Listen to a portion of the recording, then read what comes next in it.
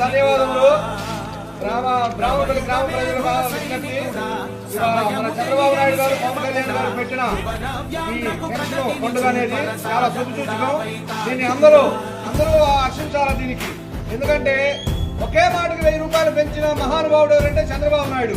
2014లో కూడా 500 ఉన్న పెన్షన్ తీసుకొచ్చి 1000 రూపాయలు చేసిన మహానుభావుడు ఆయనదే. 2019లో ఎలక్షన్ తర్వాత మళ్ళీ పెన్షన్ ఇబ్బందులు పడుతున్నారు, కూతురు చూడలేదని 1000 రూపాయలు 2000 చేసిన ఘనత చంద్రబాబు నాయుడుదే.